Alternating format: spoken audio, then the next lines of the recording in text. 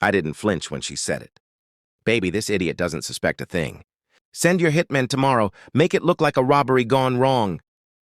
The word idiot landed softer than the click of the coffee mug I set down. Ceramic on marble. A small sound. The kind that ends lives if you're listening.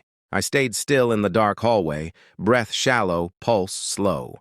Years ago, they trained me to recognize the exact moment when panic would betray you. This wasn't that moment. This was clarity. I went back to bed and lay beside her, counting the space between heartbeats. By the time she returned from the balcony, phone gone, voice calm, perfume adjusted, I had already moved on. Planning comes easy when grief burns clean. We weren't always this. We met in a city that pretends it's kind. She laughed like she believed in endings that stayed happy. I didn't tell her about the years behind glass, about the distance that never closes, about how some men learn to live without being seen. I told her I worked in consulting. It was true enough. I loved her in the quiet ways. Grocery lists, repaired hinges, the way I listened without correcting. Trust is built in small repetitions. So is betrayal. There were signs. New passwords, late yoga, a second phone that never rang when I was home. I noticed.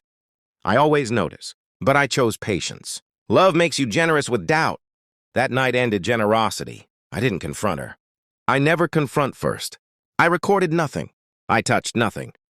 I let the pieces come to me. Over the next 72 hours, I watched patterns bloom like bruises. A name repeating. A shell company tied to a man who sold violence with clean invoices. A lawyer whose retainer payments were routed through a charity with a bleeding heart and dirty hands. I didn't break laws. I don't need to. The world leaks truth if you apply pressure in the right places. By Friday, I had proof. By Saturday, I had witnesses who didn't know they were witnesses. By Sunday, I had a list of people who thought they were untouchable because no one had ever touched them. Monday morning, I made coffee. They came early. 2 men in borrowed confidence. Masks that would fool a camera but not a conscience. They knocked the way predators do, firm, polite, rehearsed. I wasn't home. I was across the street, watching my door from a car that didn't exist on any of my neighbors' memories. The police arrived in 4 minutes. The men left in handcuffs. They had warrants waiting for them, already signed, already filed. I don't pull triggers anymore. I move chess pieces. She watched from the window, pale, realizing the story had changed without her consent.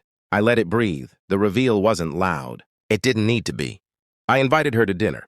Same place as our anniversary. Same table. She talked. I listened. When the check came, I slid a folder across the table. Not thick, precise. Photos, dates, transfers. A transcript of a call she thought lived. Only in the night air.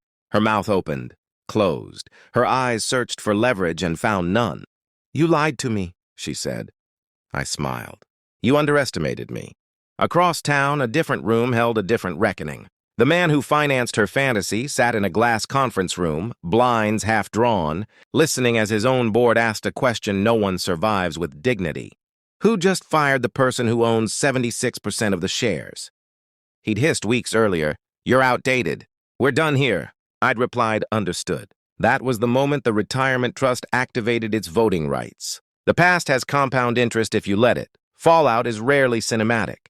It's administrative. Accounts freeze. Friends stop answering.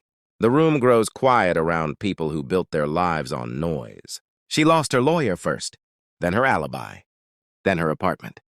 The indictment came last. Conspiracy reads differently when it's printed in ink. She found me in the parking garage beneath my building. No makeup, no script, just fear. You could have killed me, she whispered. I could have, I said. I didn't. She reached for my sleeve. I stepped back. Distance is a skill. What are you? She asked. I considered the question. Titles are a kind of armor. I don't wear them at home. I'm someone who finishes what others start. I said, I don't regret loving her. Love isn't a mistake. Trust is a calculated risk. This one failed. I adjusted. The world likes loud revenge. Fire, headlines, graves. I prefer outcomes that last. Careers erased. Networks exposed. Silence where there used to be threat. I still wake early.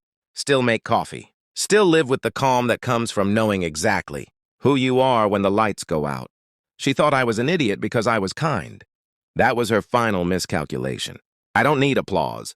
I don't need closure speeches. The payoff is walking free through a city that tried to end me and failed. Quietly, understood.